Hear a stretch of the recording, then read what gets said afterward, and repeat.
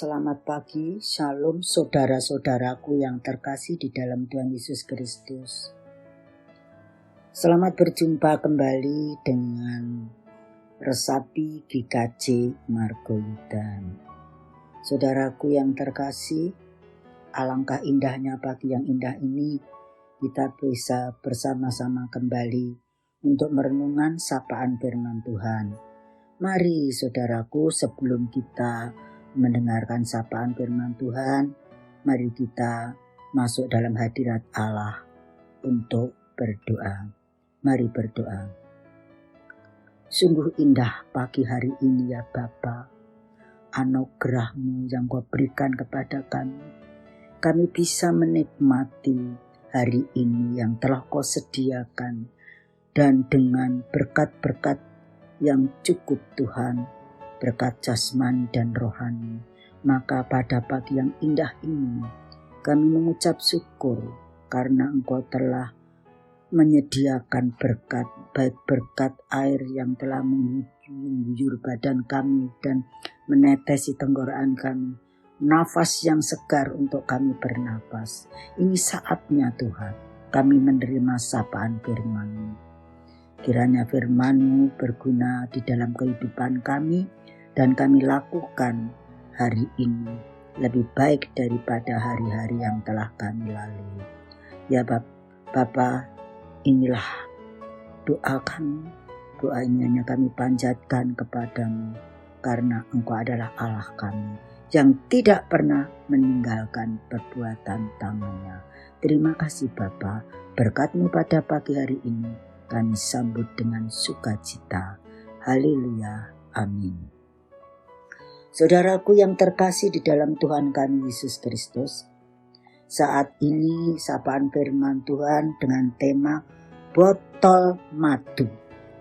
Bacaannya di dalam Matius 18 ayat 6 sampai 10, namun kami membaca nasnya saja, yaitu Matius 18 ayat yang 10 yang demikian firman-Nya. Ingatlah, janganlah menganggap rendah seorang dari anak-anak kecil ini, karena aku berkata kepadamu, ada malaikat di surga yang selalu memandang wajah Bapakku yang di surga. Demikian firman Tuhan. Saudaraku yang terkasih di dalam Tuhan Yesus Kristus, tadi temanya yaitu botol madu.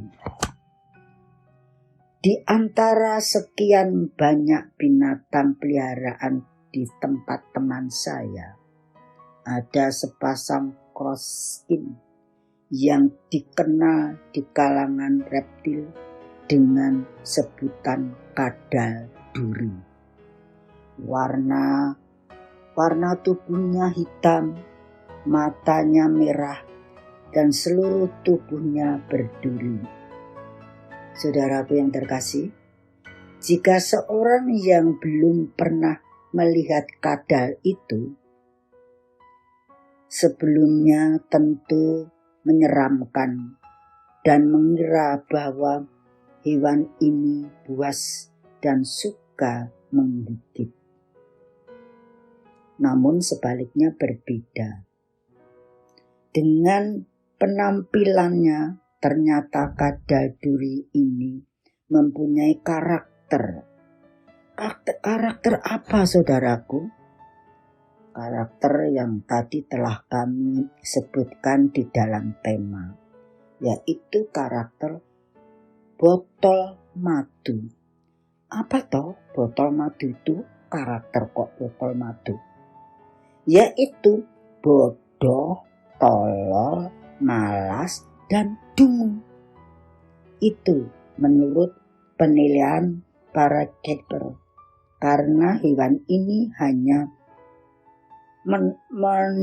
mencok atau hinggap di dalam dahan dan tidak sering bergerak, apalagi menggigit. Berapa banyak orang tua dan guru mengatakan bodoh, tolol, malas, dan dungu.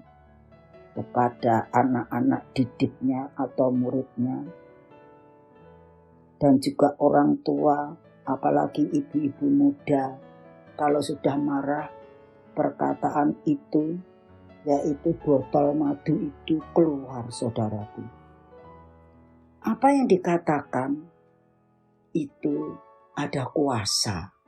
Apakah kita senang kalau anak kita ini bodoh, tolol, ya demi? Apakah kita senang?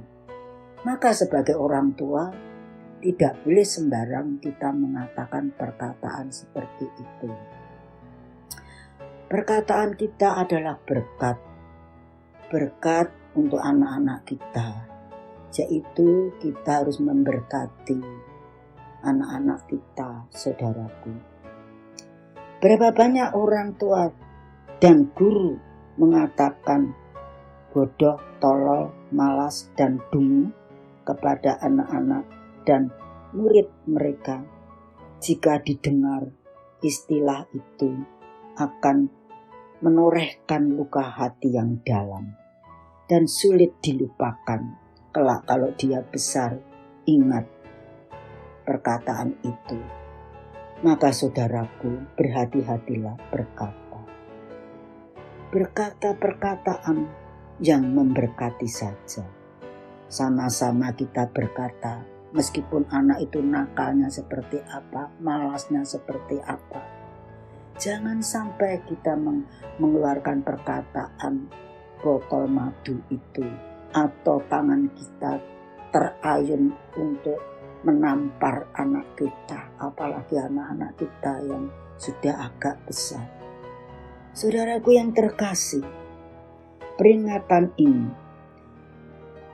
istilah itu akan menorehkan luka yang dalam bagi anak-anak dan sulit dilupakan. Anak-anak dan murid yang lambat dalam menerima materi yang diberikan bukanlah botol madu, saudaraku, melainkan mereka memerlukan waktu yang lebih lama untuk belajar. Bagaimana kita menyikapi anak-anak kita, baik itu anak murid maupun anak-anak kita harus menghafalkan karakter anak-anak kita satu persatu. Sekalipun anak itu satu kandungan di dalam perut kita, namun karakternya berbeda-beda.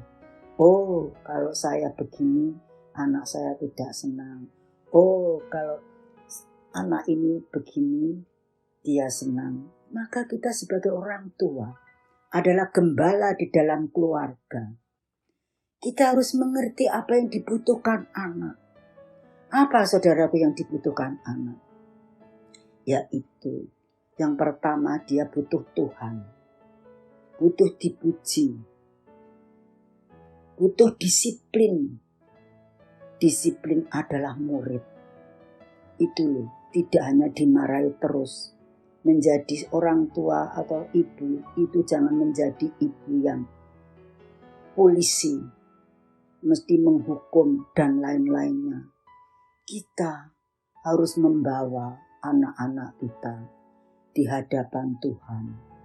Dan kita harus mengumpulkan anak-anak kita ketika kita mengadakan misbah keluarga, saudaraku. Botol madu melainkan mereka memerlukan waktu yang lebih panjang lagi sebagai pribadi yang utuh, karena orang-orang demikian juga dikasihi oleh Tuhan, oleh Allah kita.